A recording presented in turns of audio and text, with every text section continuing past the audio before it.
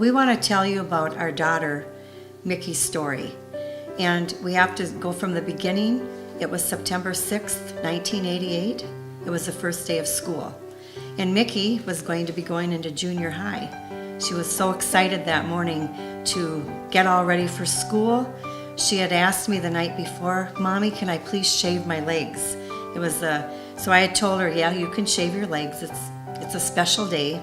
So she got up and she went to the bath and locked the door because she was very modest at that time.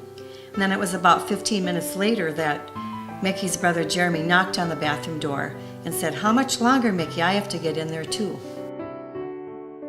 When Mickey didn't respond, I just sensed something was wrong, so I started to knock on the door too and asked Mickey how long it was going to be. And when she didn't respond, I just sensed something was not right at all. And so because the door was locked, I ran down to our basement and grabbed a screwdriver so that I could pop the door open. And when I popped the door open, Mickey was slumped over in the bathtub, and her face was in the water, and things turned real crazy from that point on. And then Pat just screamed out, he said, "Call 911, 911. And so I called that, and then I remembered Jeremy was just running around hysterically, crying out, "No, no, no, Mickey." And we didn't really know what was happening. And it seemed like an eternity, but it was probably only about 10, 15 minutes before the ambulance came. And they began to work on Mickey. We found out she had had a cardiac arrest where your heart would stop completely. And then on the way to the hospital, the paramedics were able to start her heart. But at the hospital, we were told that Mickey was in a very deep coma, and her chances of coming out of that coma were very slight. Well, once we were at the hospital, one of the things that we really had to do was make a lot of decisions really quickly because of the care that they felt they had to give Mickey. At that point, we didn't have any more details than realizing that she had had the cardiac arrest. She was in very serious condition.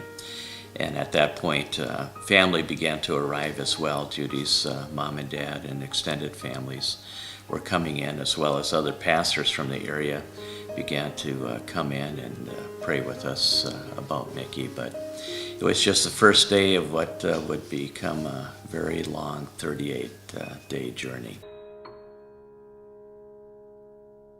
Our lives were like a roller coaster because Mickey, some days she would have a little bit of improvement and then something else would happen. And so literally it was like a roller coaster for 38 days. And it was very, very hard because we never knew from day to day what would happen. She was on a respirator, and this is a machine that would breathe for her, and her little body was hooked up to many, many different machines.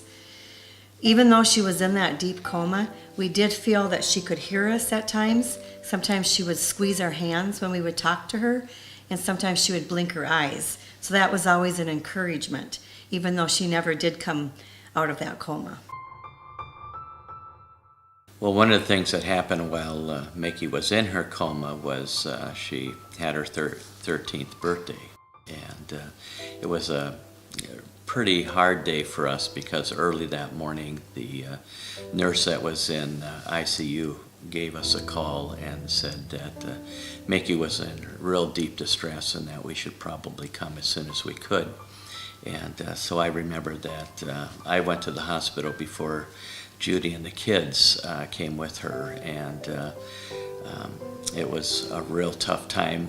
But during the course of that time with the nurse, as she was talking to me, the respiration specialists had come in, and they were able to get her breathing under control. And so she kind of turned the corner a little bit, but it was a long, sad birthday.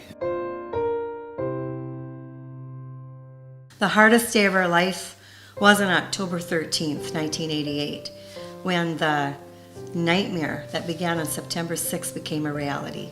Our Mickey died. And when that happened, we both felt like part of us had died.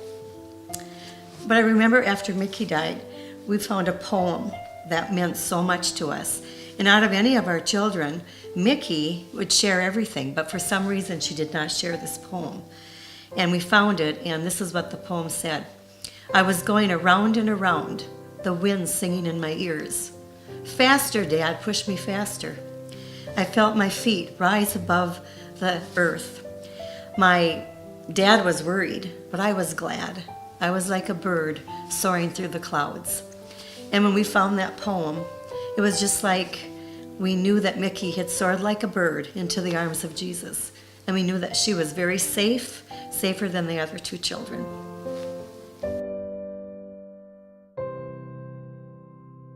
Well, one of the things that we realized after Mickey had died was we had so many emotions and struggles that we were going through. And as we were looking around for resources or somebody to help us, there just weren't a lot.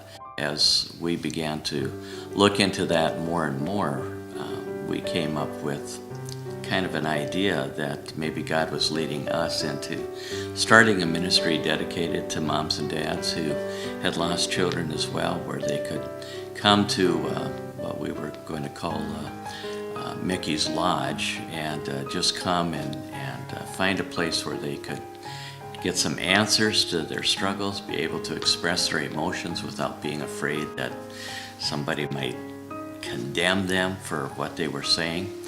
And that led us to founding Smile Again Ministries several years ago, and that's really what's led us now to this Bible study for you to be able to help families who have lost children, and not just those families, but people who have lost a loved one.